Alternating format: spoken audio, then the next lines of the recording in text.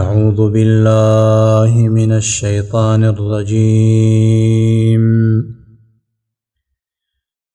الذين يأكلون الربا لا يقومون إلا كما يقوم الذي يتخبطه الشيطان من المس، ذلك بأنهم قالوا إنما البيع مثل الربا وأحل الله البيع وحرم الربا، فمن جاءه موعظة من ربه فانتهى فله ما سلف وأمره إلى الله ومن عاد فأولئك أصحاب النار هم فيها خالدون. سورة البقرة 215 نمبر آیات تے.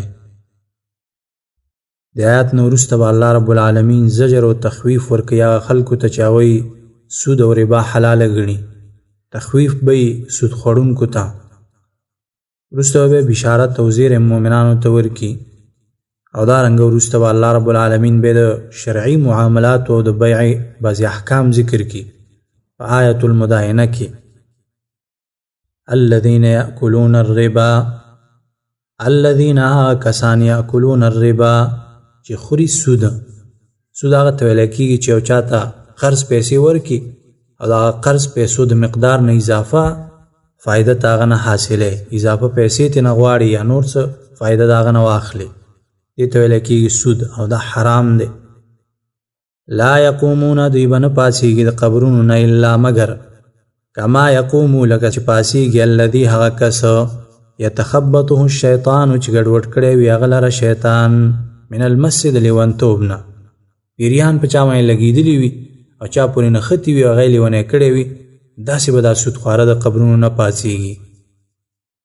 ذلک دا بأنهم په دې وجه چې دوی قالو وی انما البیع یقینا خرڅول مثل الربا په شان ته د سود دي. دا سود خواره وی چې دا اخیستلو خرڅول دا بیع چې دا وی دا خو هم دا سود په شان ته دی. نو اوس الله رب العالمین په دوی باندې رد کوي. واحل الله البيع وحرم الربا،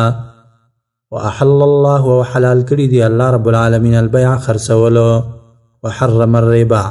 او حرام کړي دی الربا سود. بس دا الله رب العالمین اختیار دی، بیع حلال کړي دا او دارنګ سودی حرام کړي دی.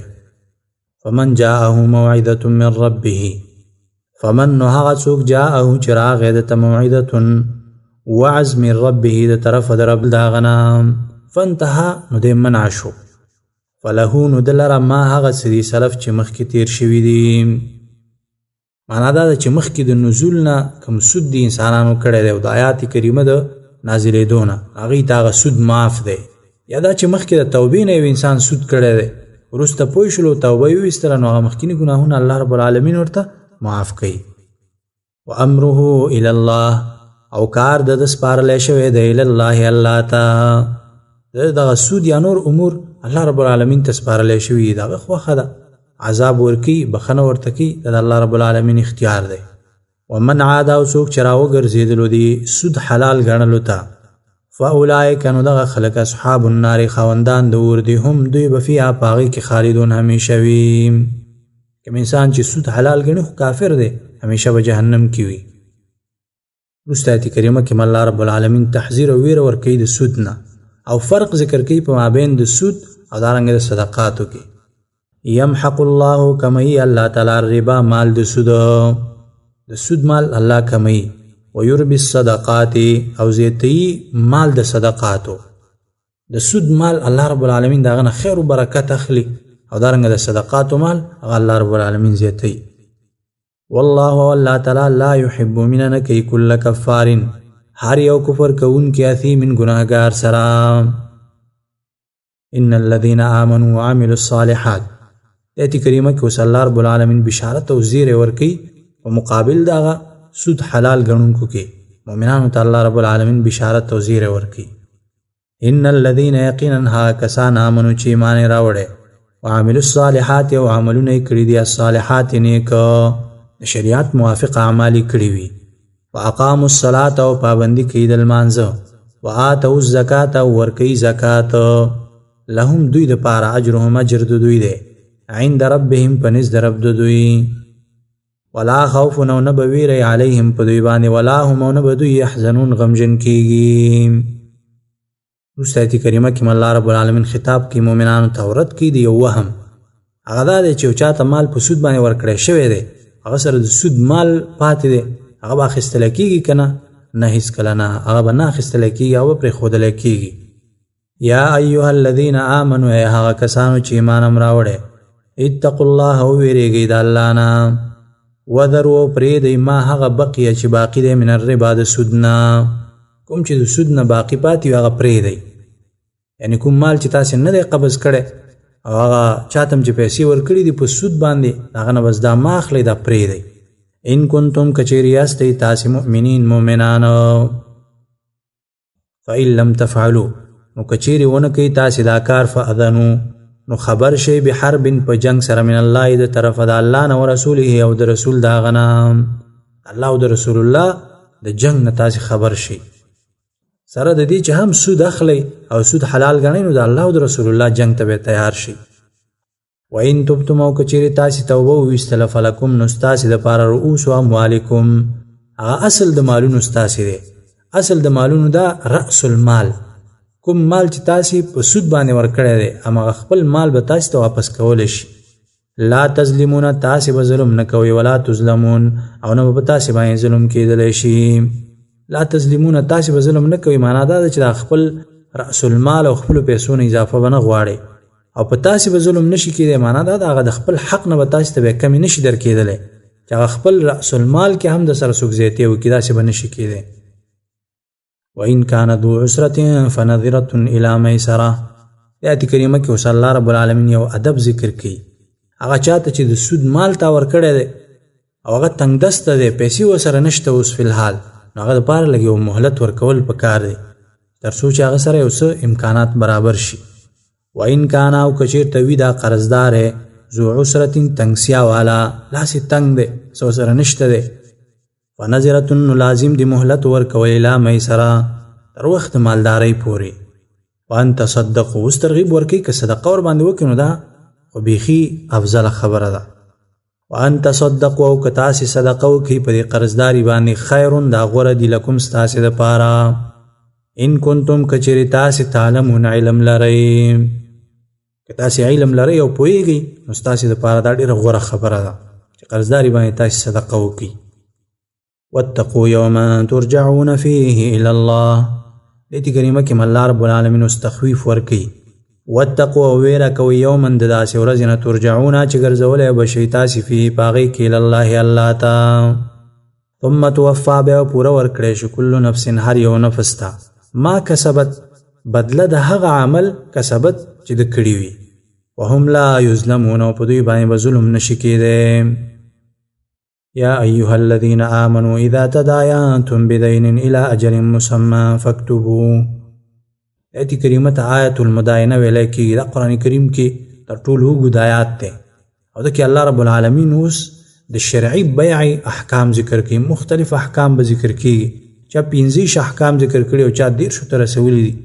مختلف احکامات الله رب العالمین دی کې اوس د شرعي بیعې ذکر کوي چې سود پرېږدئ راشي په شرعي طریقې باندې بیعه وکړي. یا ایها الذین آمنوا یا کسانو چې ایمان هم راوړی اذا تداینتم کله چې تاسې معامله کوئ بدین په قرض سره الی اجل تر نیټې مسمن معلومې پورې مقرر یو معلومې نیټې پورې تاسې معامله کوئ یوه سودا کوئ فاکتبوه نو ولیکئ هغه ولیکئ هغې کې لیکل وکئ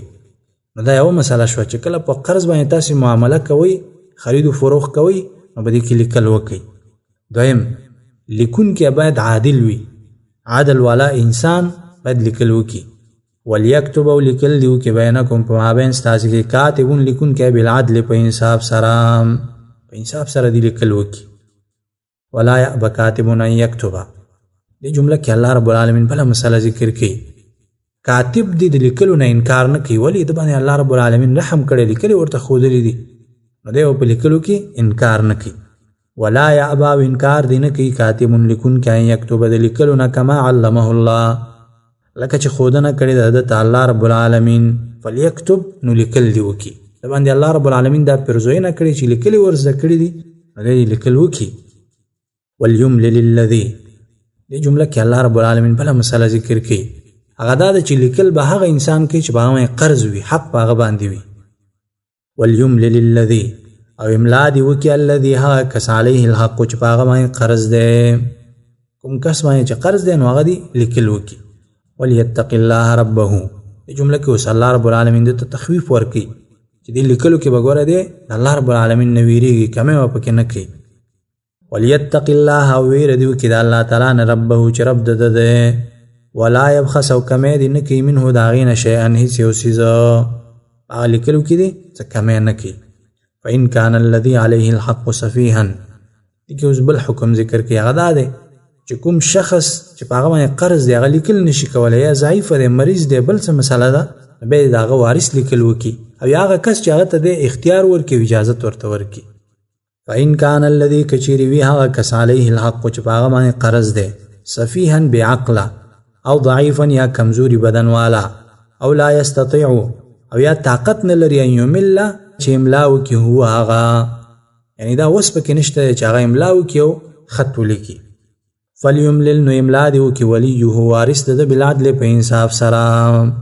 ولی نه مراد یا وارث دی او یا هغه کس چې دی ورته اختیار ورکړي هغه دې په انصاف سره لیکل وکړي. واستشهدوا شهیدین من رجالکم دی زین وروسته اوس بل حکم ذکر کړي. یو خدا دی چې باید تاسو کتابت وکړي په داسې معامله د قرض کې. دویم دا دی چې دې ترڅنګ به تاسو ګوره ګواهان حاضروئ، باید تاسو 2 نارینه ګواهان قایم کړئ، او که چېرته 2 نارینه ګواهان نه نو یو سړی 2 زنانه دا ګواهان مقرر کړي. واستشهدوا او ګواهان طلب کړئ شهیدین 2 ګواهان من رجالکم د نارینه استاسنا. فإن لم یکونا که چېرته نو رجلین 2 سړي فرجل نو یو سړی و امراتان یو 2 زنانه، دا قایم کړئ او دا ګواهان ونیسئ. ممن دا هغه چانه ترضونه چې خوښوئ یې تاسې من الشهداء د ګواهي کوونکو نه. ان تدل احداهما دې جمله کې اوس الله رب العالمین د دې حکمت ذکر کړي د 2 زنانو، که یوې نه دا ګواهي هیره شي دا بله زنانه به ورته وریاده کړي. ان تدل چې هیر کې احداهما یو د دې 2 زنانو نه فتذکر نو رایات به کې احداهما یو د دې 2 نه الاخرى بلې ته، که یوه زنانه دا ګواهي هیره کړي نو هغه بله به ورته رایاده کړي. ولا یأبى الشهداء اذا ما دعوا دې جمله کې بله مسله الله رب العالمین ذکر کړي، کله چې ګواهان طلب کېږي هغې دې به انکار نه کوي او ګواهۍ نه دې نه وروسته کېږي. ولا یأبى او انکار دې نه کوي الشهداء ګواهان اذا ما دعوا کله چې راوبللی شي، د ګواهۍ دپاره راوبللی شي نو بیا دې انکار نه کوي. ولا تسأموا ان تكتبوه صغيرا او كبيرا الى اجله دې جمله کې الله رب العالمین اوس بله مسله ذکر کړي. ډېر کله ته داسې موشي چې انسان وایي زه دا خو مړه معمولي قرض دی، د دې نه به چېرته انکار وکړي، او کله انسان وایي چې دا خو ډېر ښکاره قرض دی او دومره ډېر قرض دی، دې نه انکار چېرته کیدی شي. نو د معمولي او د لږ وجې نه چې دی هغه لیکل او ګواهان حاضر نه کړي. الله رب العالمین فرمایي چې داسې مه کوئ، لیکن اشنا حکمتونه د الله رب العالمین پراته دي. ولا تسأموا ځان مه ستړی کوئ ان تکتبوه د لیکلو د هغې نه صغیرا که لږ وي او کبیرا یا ډېر وي الى اجله تر نیټې د هغې پورې، دې د وجې نه چې دا لږ دی یا ډېر دی دې د وجې نه دا لیکل مه پرېږدئ. ذلکم اقسط عند الله واقوم للشهاده د جملې نه وروسته اوس الله رب العالمین 3 فواید ذکر کوي د کتابت او دارنګه د ګواهانو قایمولو په معاملاتو کې. یعنې اشنا فایدې دي که نه. ذالکم دا حکم اقسط ډېر انصاف دی عند الله په نزد الله، واقوم او ډېر برابرونکی دی للشهادت دپاره د ګواهۍ ورکولو، وادنا او ډېره نږدې د الله ترتابو چې تاسې به شک نه کوئ. دا ډېر انصاف والا حکم دی، ډېر برابرونکی دی د ګواهۍ دپاره، او دارنګه وروسته به شکوک او شبهات په دې کې نه پاتې کېږي. د شک نه به په دې طریقه باندې تاسې ووځئ. الا ان تكون تجارة حاضرة تديرونها بينكم دې جمله کې اوس بل حکم الله رب العالمین ذکر کوي. او مګر کله چې لاس په لاس باندې سودا وي، لاس په لاس باندې معامله وي، نو که دکې لیکل او ګواهان قایم نه کړي نو بیا څه مسله نشته. الا مګر ان تکونه چې وي تجارت حاضرة لاس په لاس تدیرونها چې اړوي تاسې هغې لره بینکم په خپل مابین کې فلیس علیکم نو نشته دی په تاسې باندې جناح ګناه الله تکتبوها چې ونه لیکئ هغې لره په دې حالت کې که تاسې لیکل ونه کړي نو دا پروا نه کړي دغې کوم مشکل نشته دی واشهدوا اذا تبایعتم مخکې په حالت د نقد معامله کې چې دی د کتابت حکم لغوه کړلو نو اوس الله رب العالمین فرمایي چې په نقد معامله کې هم تاسې ګواهان ونیسئ واشهدوا او ګواهان ونیسئ اذا تبایعتم کله چې تاسې خرڅول کوئ ولا يضار کاتب ولا شهید دې جمله کې بل حکم الله رب العالمین ذکر کوي چې دې کاتب او دارنګه ګواه ته به ضرر نه ورکولی کېږي چې بې وخته او دارنګه بې مقصده وخت کې چې دی هغه راغوښتلی کېږي او یا که د معلومې صیغه شي نو معنا دا ده چې دا کاتب او یا دارنګه ګواهي کوونکې دوی به ضرر نه ورکوي هغه چا ته چې هغې په قرض باندې معامله کړې ده خرڅوونکي او دارنګه قرض والا انسان دی ته به ضرر او تکلیف نه ورکوي ولا یضار او ضرر دی نه ورکوي کاتب لیکونکی ولا شهید او نه ګواه گواهی کوونکی او لیکونکی دا به ضرر نه ورکوي وان تفعلوا او کچېرې تاسې دا کار وکړو فانه نو یقینا دا فسوق نافرماني ده بکم تاسې پورې پیوسته واتقوا الله او ویره کوئ د الله تعالی نه ویعلمکم الله او تعلیم درکوي تاسې ته الله تعالی والله بكل شيء عليم والله والله تعالی بكل شيء په هر یو څیز باندې علیم پوهه ذات دی وإن كنتم على سفر ولم تجدوا كاتبا فريحان مقبوضة ایتی کریمه کې الله رب العالمین اوس مسله د غاڼې ذکر کړي مخکې بیع مؤجله و په کتابت او دارنګ گواهانو باندې کله چې څوک مؤجله او د نیټې والا بیع کوي نو کتابت او دارنګ گواهان قائم کی کچیرته کتابت والا یا گواهان نه نو بیا د الله رب العالمین په شریعت او د الله رب العالمین په قانون کې د غاڼې مسله ده کله چې کاتب او گواهان نه نو قرضداري انسان نه دی یو شی غاڼه کړی شي هغه نه دی یو څیز واخیستلی شي تر څو پورې چې د پیسې نه وي حواله کړي نو د سره به دا غاڼه پرته وي یو شی د تېنه واخیستلی شي کله چې پیسې حواله کړلې نو بیرته دې ورته دغه غاڼه شوی سیز امانت وسپارلی شي او په دې کې شرط دا دی چې غاڼه شوي سیز نه به فایده نه اخلي ځکه کله چې د غاڼه شوي سیز او ګرو شوي سیز نه فایده واخیستلی شي نو هغه بیا سود کې داخلیږي وإن كنتم او که یاستئ تاسې علی سفر په سفر باندې ولم تجدوا ونه مومئ تاسې کاتبا لیکونکی فریحان نو واخلئ غاڼه مقبوضه قبض کړی شوي یو سیز تېنه واخلئ هغه تېنه قبض کوي فإن امنه که چېرته اعتماد وکړلو بعضکم بعض ستاسې نه بعضا په بعضې باندې فلیؤدي الذي نو ادا دې کړي الذي هغه کس اؤتمنه چې اعتماد پرې کړی شوی دی امانته امانت خپل کوم کس باندې چې اعتماد وکړلی شو هغه ته غاڼه ورکړی شوه نو هغه دې بیا هغه امانت بیرته سالم او سلامت وسپاري وليتق الله او ویره دې وکړي د الله تعالی نه ربه چې رب د ده دی ولا تکتم الشهادة او تاسې مه پټوئ الشهادة ګواهۍ لره ومن یکتمها او چا چې پټه کړله ګواهي فانه نو یقینا آثم ګنهګار دی قلبه زړه د هغه زړه ګنهګار دی والله بما تعملون علیم والله الله تعالی بما تعملون په هغه عملونو چې تاسې کوئ علیم پوهه ذات دی لله ما فی السماوات وما فی الارض د آیات نه وروسته الله رب العالمین ذکر د توحید او دارنګه د نبی صلی الله علیه وسلم د رسالت صدق کوي صورت ختمیږي نو اعاده د هغه مضامینو د دې صورت راوړي مهمه موضوع د دې صورت خدای الله رب العالمین توحید دارنګه صدق د نبی صلی الله علیه وسلم او داسې نور نو هغه اعاده کوي لله خاص د الله په اختیار کې ما هغه څه دي فی السماوات چې په اسمانونو کې دي وما او هغه څه فی الارض چې په ځمکه کې دي وان تبدو او کچېرې ښکاره کوئ تاسې ما هغه څه فی انفسکم چې په زړونو ستاسې کې دي او تخفوه او یا پټوئ هغې لره یحاسبکم حساب به وکړي تاسې سره به په هغې باندې الله به په هغې باندې تاسې سره حساب کوي بعضې مفسرین ویلي دي چې دا آیت کریمه منسوخ دی په وروسته لا یکلف الله نفسا الا وسعها په دې آیت کریمه باندې ځکه د زړه په وسوسو باندې انسان مکلف نه دی هغې باندې د انسان وس نه کېږي نو دې د وجې نه دا منسوخ دی او بعضې مفسرین وایي چې د آیت کریمه منسوخ نه دی دلته د زړه په وسوسو باندې محاسبې مقصد دا نه دی چې ته به عذاب ورکولی کېږي ځکه محاسبه کله په طریقه د عرض باندې وي. الله رب العالمین په بنده باندې د اعمال پیش کی، ګوره بنده دا دی کړي دا. نو مطلق محاسبه د عرض چې هغه پیش کی په بنده باندې الله رب العالمین،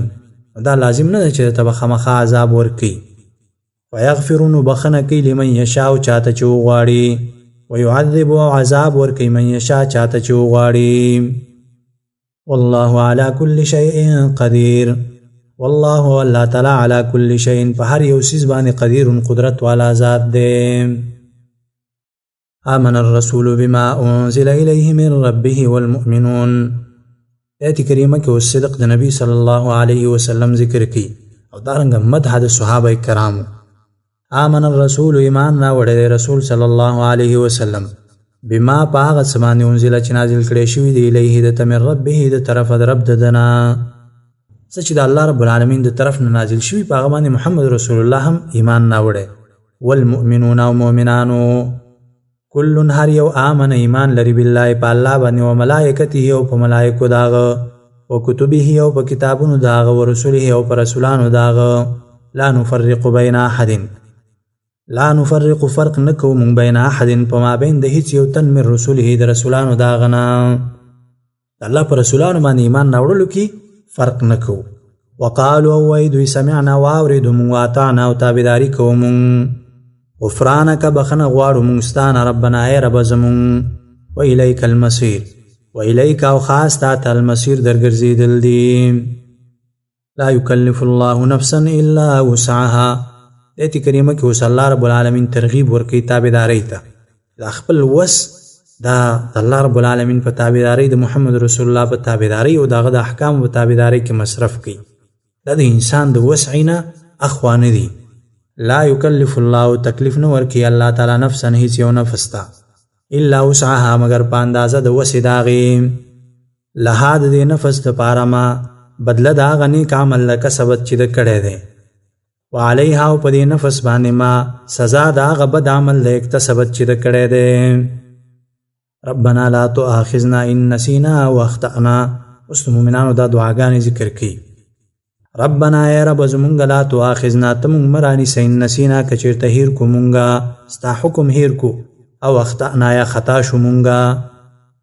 ربنا یا رب زمونږ ولا تحمل او مبارو علینا په مونږ باندې اسرن دروند بوج کما حملته لکه څرنګه دی چې بار کړیو تعالی الذین پاکسانو باندې من قبلنا چې مخکې زمونږ نه وو. مراد بنی اسرائیل دی، بنی اسرائیل باندې سخت احکامات وکړه.